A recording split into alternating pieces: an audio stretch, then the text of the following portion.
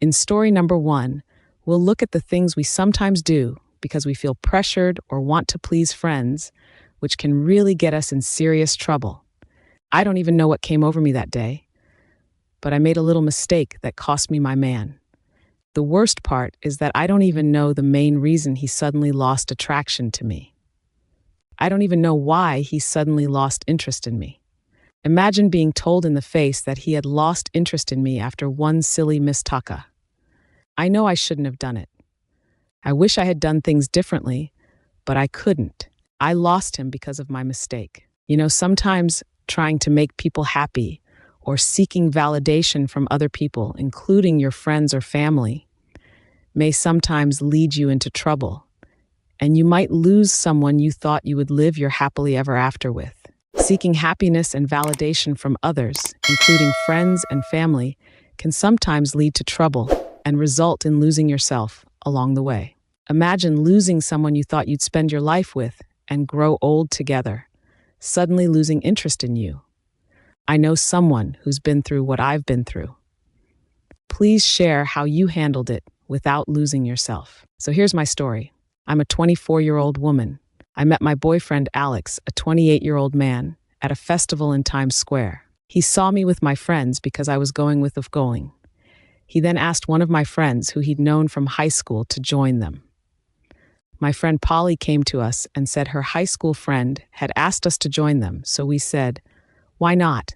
The more the merrier," and went to join them. We had a great time, even though I'm quite an introverted person. I'm not as outgoing as my friends, especially when I'm around strangers. Alex introduced us to each other and vice versa. I won't lie and say it was not epic because it was great. I enjoyed spending time with Alex and his friends. They were really funny and full of life. So after a few hours, Alex asked to speak to me privately because our friends were too loud. I'd already noticed the way he'd steal a glance at me if he wanted to say something. Alex is a very handsome and charming guy. I'd been looking at him throughout the whole festival. Up until he asked me to speak to him privately, I was nervous because I didn't know why he wanted to speak to me privately or what he wanted to talk about. Despite his charm, Alex seemed like the kind of guy who would date a girl just for intimacy and then lose interest. I agreed to speak to him, well, more like him speaking to me because he was the one who asked me on the side. He started by complimenting me and telling me that he would like to see me again after the festival, and it would be just the two of us. He was charming, but I didn't trust him. I couldn't trust him. I'd only just met him, and he was already asking me out. It was a bad move for him. I gave him my number instead. I couldn't go out with him the next day. What if he was a serial killer? It was better for me to get to know him first. I decided to get to know him better on the phone first, to see what kind of person he was before meeting up with him alone. There are a lot of things going on in the world, so I couldn't risk it. 2 days later, he texted me, and we started chatting a lot. I found out that he was actually he seemed like a humble guy at first. He looked like what we call a player, but looks can be deceiving. He was actually a very nice, smart person. We got close and became friends. I found out that when I met him, he was 22 years old. I was just 18, while Alex was already in college, and I was in my last year of high school. He was funny and romantic, and he knew how to treat a woman, which I can do too. After getting to know each other for a few months, we couldn't stop thinking about each other. He told me he had feelings for me, and we started dating. Polly wasn't totally on board, though. She said Alex would lose interest or lose attraction to me.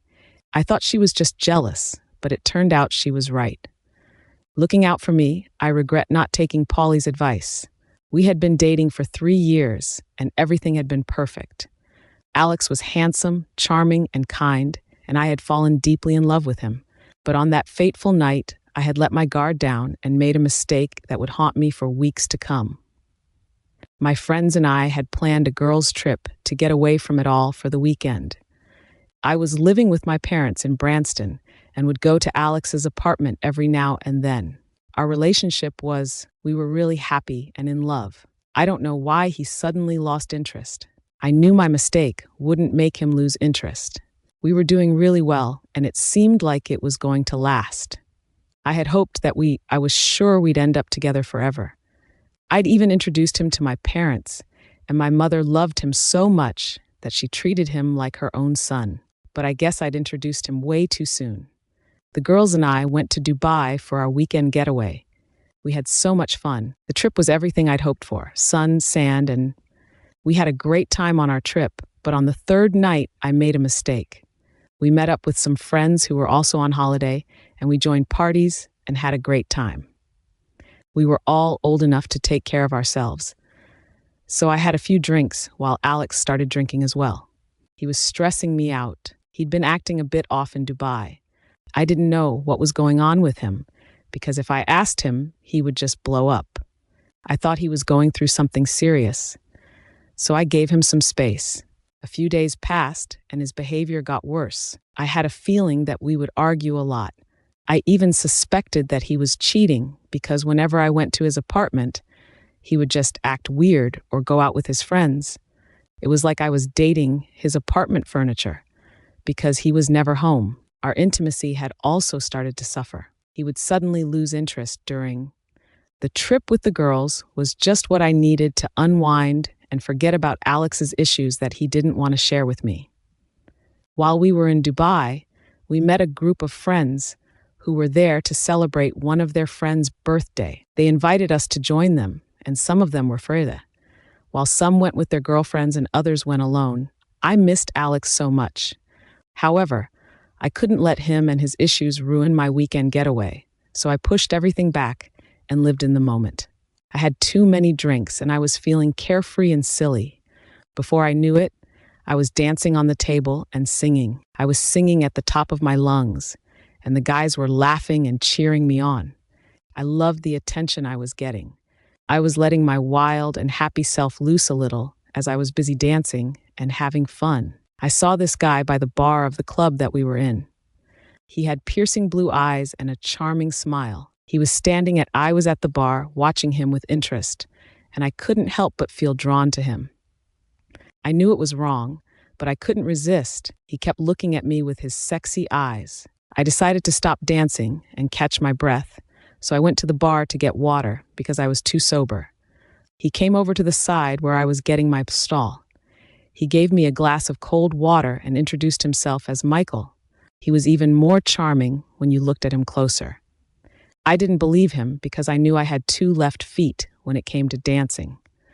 However, I managed to make a plan and move my body whenever I was in the moment or tipsy. I don't remember much about what we talked about, but I do remember feeling alive and carefree for the first time in months. It was exhilarating, and I couldn't help but wonder what it would be like to be with Alex. But as soon as the thought crossed my mind, I felt a pang of guilt. I knew I was with Alex, and I loved him. It was just that I was going through a rough patch. I don't remember much about what happened the next morning. I woke up feeling regretful, with a hangover and a sense of dread. I knew I'd made a mistake, and I couldn't bear the thought of telling Alex what had happened. I knew I'd betrayed his trust, and I was terrified of how he'd react. I tried to push the thought out of my mind and enjoy the rest of the trip, but I just couldn't shake off the feeling of guilt and shame. So as I lay there, I heard a knock at the door. It was Alex, and he looked angry. I was pretty much shocked because I had left Alex behind. I wondered how I asked him what he was doing in Dubai. Instead of answering, he slapped me. He was really angry. I'd never seen Alex like that before. He asked me what had happened the night before. I didn't know what he was talking about, so I asked him to explain. I asked him what he was talking about, but he started getting angry and demanding the truth from me. So I told him that the girls and I went to the club and we saw a group of guys with their girlfriends who invited us to join their party as they were celebrating one of their friends' birthdays. But I left the guy. I knew he'd get angry if I didn't change the subject, so I did. I asked him why he came all the way from New York to Dubai and who told him we were at the guest house. I started asking him questions because it showed that someone had told him where we were and what had gone down the previous night. I needed to know who the snitch was because I knew that it was one of the girls. There was no way someone from the group we were with would have had time to make Alex ask me to tell him the truth, or he'd find out himself. I knew I had to come clean, even if it would ruin things. He showed me a video of me dancing on the club's table. I knew I'd been caught. I took a deep breath and told him everything. From the moment we went to the club to the moment I saw the stranger and woke up that morning, Alex listened to me. His face grew angrier with each passing word. When I finished, he stood up and paced the room, his hands shaking with rage. He asked me questions I didn't even know how to answer because surely if I answered them, he would get more furious and maybe do something he would regret someday. I know that Alex had anger and trust issues caused by his parents, but I had thought he had changed since he had as odd. I've been to therapy, but you'd never know it from talking to people who know how to keep up appearances. He asked why I did what I did to him and said he thought there was something special between us, but he didn't think he'd be able to trust me again after what I did. Those words really hurt. I didn't have any comeback because I was really upset. I knew I'd messed up, and there was no chance our relationship would survive. I knew there was no chance of saving the relationship. I had hurt and disappointed him, and I felt really bad about it. I begged him to forgive me and promised I'd never do anything like that again. But even as I said the words, I knew they were empty. I'd made a mistake, and there was no taking it back. I hated the person who'd taken the video of me dancing over the club table. I knew I had to find out who it was because they'd destroyed my relationship with Alex. I also had to find the person. I thought I had friends who would have my back no matter what, but I had made a mistake, and I realized that very late over the next few weeks, Alex distanced himself from me. He stopped answering my calls and texts, and I knew he was punishing me for my mistake. I tried to reach out to him, but he wouldn't have it. During those weeks, I had found out who had sent the guest house's location and a video of me dancing over the table to Alex, while one of the girls that I had thought were friends had sent it to Polly, my ex. I was shocked to discover that my friend and Polly had Alex's numbers. She had forwarded it to him just to spite me. I had assumed the girls had my back, but it seems they didn't. They were backstabbers. I also found out that one of the girls was jealous of my relationship with Alex because she had a crush on him. She'd had a crush on him in high school, but he'd never noticed her. She wasn't Polly's friend at the time. Her jealousy and envy made her want to destroy my relationship with Alex because of her crazy love crush. After weeks of begging and trying to reach out to Alex, he finally called me back. I was happy and hopeful, thinking that he was finally getting back to himself and that he had forgiven me. I had that feeling that said, relax. Since he had reached out to you, it meant something good. But I was wrong. My hope and faith were deceiving me. I had hoped for nothing because he asked to meet up with me. Well, more. He invited me to his apartment, not knowing that he had something important to tell me. I went there with confidence, even shaved my legs and bought new lingerie. I was hoping it would be a chance to make up after everything that had happened. Despite what my jealous ex-friend had done, I was optimistic that I would get my man back. My friend had done when I got there. He didn't look happy to see me, but I brushed that off, thinking I had come when he had just woken up. I knew that he would get grumpy when he woke up and didn't feel like talking to anyone, so I understood that he appreciated that I had honored his invitation. Then he told me that we had to. My heart was pounding as I sat there, suddenly scared of what he wanted to say. He didn't beat around the bush. He just told me straight up that he'd lost attraction to me ever since he'd seen the video of me dancing on a table in a club and heard the story about the guy. He said some pretty heartbreaking words. I tried apologizing and asking him to give me another chance, but he just told me that he couldn't and that he wouldn't be with someone who didn't respect themselves.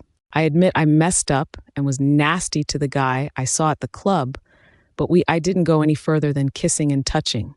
I was just letting loose and having fun when I danced on top of the table. It cost me my man. One stupid night and one stupid mistake cost me my love. Can one night of madness undo 3 years of relationship?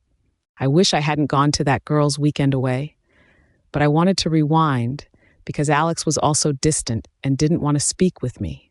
Sometimes I was stressed about him to the point that I drank all my sorrows away. I wanted to forget about the way he was treating me. Even though I was his girlfriend, I was still wrong. I blamed him for everything I did, because if he wasn't stressing me out, I wouldn't have made the mistake I did. After he said everything he wanted to say, I went back home with a heavy, broken heart. I was so devastated I'd never felt so low. I felt like I'd let myself down and ruined my own life. I'd always been the perfect girlfriend, putting my boyfriend's needs before my own. I couldn't understand why he'd just throw me away like that. It felt like I'd never meant anything to him or our relationship. I felt like I'd lost a part of myself, like I'd lost a limb. How could one mistake ruin my chance to love like this? I couldn't believe that the person I'd loved so much had just dumped me like a used tea bag. I was in real denial. I couldn't get myself to accept that I'd lost Alex. So after a few days, I tried to reach out to my ex. I tried to get to the bottom of why he'd broken up with me, but he just ignored me. He'd blocked me on all social media and wouldn't answer my calls or texts. It felt like he'd disappeared from my life completely, which was really hard to deal with. A few weeks passed and I was left alone too. I spent days in bed, unable to eat or sleep, just staring at the ceiling and wondering what I had done wrong. I felt like I was drowning in my own tears and suffocating under the weight of my own grief. My parents were worried about me because they were taking turns. When I checked in with my parents to see how I was doing, I just couldn't face them. I felt like I was wearing a scarlet letter, and the whole world could see what I'd done. I was sinking slowly into depression. I had no friends, no boyfriend. I was just me. I lost all my friends because I couldn't trust them anymore. I didn't know who to trust because they had shown me that they were not reliable. They were like poisonous snakes that would bite you and leave you with a huge scar and deadly poison in your system. It would eat away at your body cells and destroy them bit by bit until you were left with nothing, and then you would die. That's what happened to my friends. I spent 2 weeks feeling sorry for myself and closing myself off in my bedroom. Then I decided to wake up and stop having a pity party for myself because it was not going to help.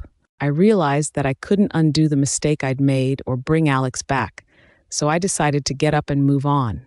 I couldn't change the past, but I could control my future. I started by eating healthily and exercising regularly, and I also started seeing a therapist to help me work through my feelings. I knew that I had stressed my parents a lot because I could see that my mother was no longer herself. She had lost a few kilos, and I felt really bad about that because I could tell that I was making things worse for her. If I hadn't acted like I was the first person to be heartbroken and to be dumped, I wouldn't have stressed her out so much. I decided to go on a healing journey for myself and my parents. They deserved to have their daughter back, and it wasn't easy, but I slowly began to heal. I started focusing on my own needs and desires rather than constantly trying to please my ex. I also started to explore my own interests and hobbies, like painting and hiking. I discovered a new sense of purpose and joy in my life. I had to heal completely before I would think of having another guy in my life again. I had to learn a few techniques of controlling temptation and alcohol before I started dating again. Even though it was not going to be like my relationship with Alex, I had to move on from it. I used to call it something special and rare because of how we used to be and how we loved each other. But then I blew it all as the months passed. I started to feel like myself again. I still had moments of sadness and regret, but they were fewer and farther between. I had learned to let go of the past and embrace the present, and I was starting to see a bright future ahead of me. My parents were happy with my improvement, so I decided to start a small business. I wanted to start a business that would help me get out of the house and use my qualifications in interior design. It was tough at first, but I got support from my parents, and I was still on my healing journey. So I noticed other men looking at me with interest. I had always been confident and outgoing, but now I felt like a shadow of my former self. I was hesitant to date again, fearing that I would only end up hurting someone else. I didn't trust myself fully to be committed to someone else. My heart was still on Alex, but I knew I had to move on and find love again.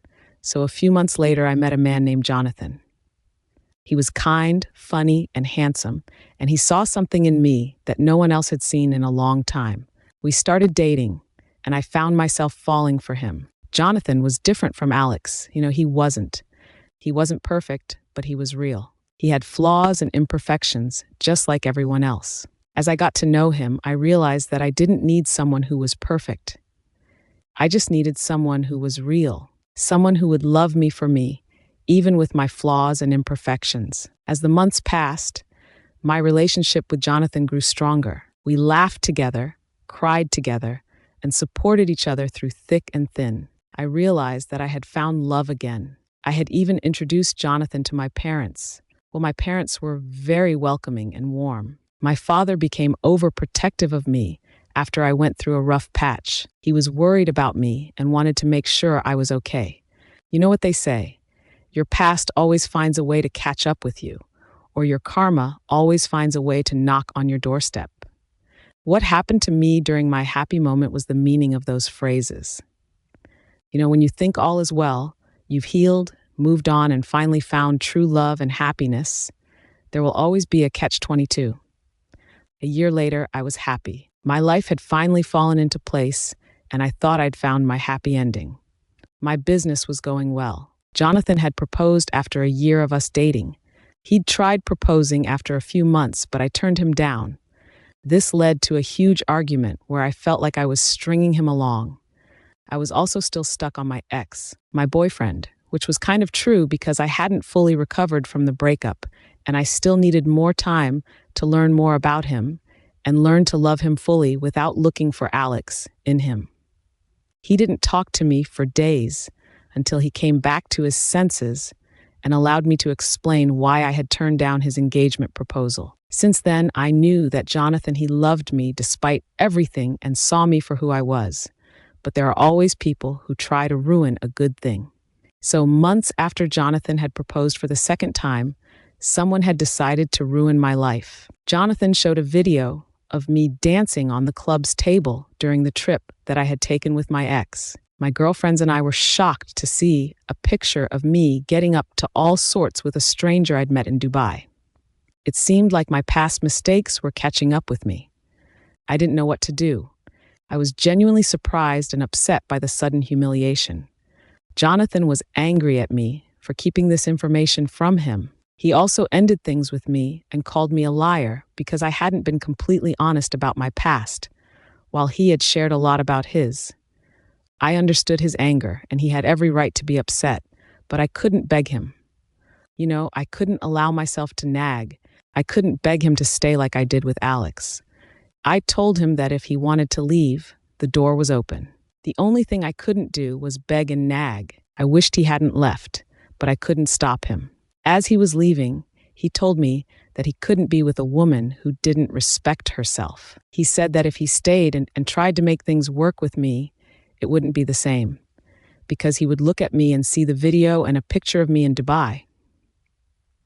I realized then that all the love, sincerity, and care I had shown him was actually fake. If you love someone, you accept them for who they are, warts and all. So why couldn't he accept me for who I am? My clients terminated our contract after they saw the video and picture. It was a really tough time, but I couldn't go back to where I was. I worked really hard to show that my past mistakes don't define me, my present, or my future. I'd already moved out of my parents' house to get my own place because my interior design business was doing well. I'd learned to forgive myself and move on from things that were hurting me the hard way. I used the money in my accounts to hire a private investigator to find out who had posted the video and a picture and why they would do such a thing. My parents and my business mentor were truly amazing to me. They gave me so much support. I would really appreciate it if they could do something for me in return. I would even do that for them, even if it were the last thing I did. A week later, a private investigator got back to me with the feedback and information. I couldn't believe it. The person who had posted my picture and a video was actually two people. I still don't know why. I also found out that Alex, my ex-boyfriend, was the one who had done it. My ex-boyfriend was the one who leaked the video and wrote the nasty caption about me. I should have realized that the video was definitely his work. I don't know how I missed his writing or typing style. He had called me all sorts of names and told the whole world that I had played with his heart and broken it. He even wrote that he had seen a future with me, but my loose self had ruined everything. What caught my eye more? The part that really got to me was when he wrote about how much of a disgrace women are and wished me nothing but pain and suffering, just like how he had suffered when he found out about my video. People were bashing me, agreeing with what Alex had written. The person who had posted the picture of me getting naughty with the handsome guy from the club was actually my ex. I didn't get why my friend, who had a crush on Alex, was so upset with me. She'd already destroyed my relationship with him, so why would she want to do the same thing all over again? The worst part was that I'd broken up with Alex, which meant she had a chance to be with him like she'd always wanted. My father always told me to stop living to please people and looking for validation from others, because at the end of the day, I'd die alone, just like I was born. Giving my attention to what people were saying about me meant I was giving them power over me. If I reacted to everything they said or posted about me, it would give them a platform to keep hurting me. I realized that I shouldn't live my life to please people, because nobody is ever satisfied. If I gave them the platform they were seeking, they would continue striking and keep bringing my past to destroy me. I was angry and humiliated, but I continued running my business. I had lost clients, but I didn't lose myself. This time, I vowed to myself to elevate instead of going down. I told myself I'd make sure I kept my head up. They could say whatever they wanted or post whatever they wanted about me, but I wasn't going to let them get to me. Jonathan had tried to reach out after a month and asked to meet up to talk. Regarding our relationship, I invited him to my house. He began apologizing for his behavior and the poor excuse he made. I told him I was willing to forgive him, but I wasn't sure our relationship would work out because he had shown me who he really was. He proved himself to be unreliable and that he would always run away whenever things went south, or he found something about me and my past mistakes. I was fine on my own ever since. I didn't even try to get into any relationships. It had only been me and my parents. I was so much happier. Alex came to see me at work to apologize, but I told him the same thing I told Jonathan. I'm living my life for myself, and I'm happy without a man. My mistake taught me to look deeper into people before letting them into my life, and to use the word love as little as I had used it with Alex. Do you think I made the right decision not to fight for him, or do you think it was a good idea to let go of Jonathan? Please give me some tips and advice on how I should have dealt with the issues.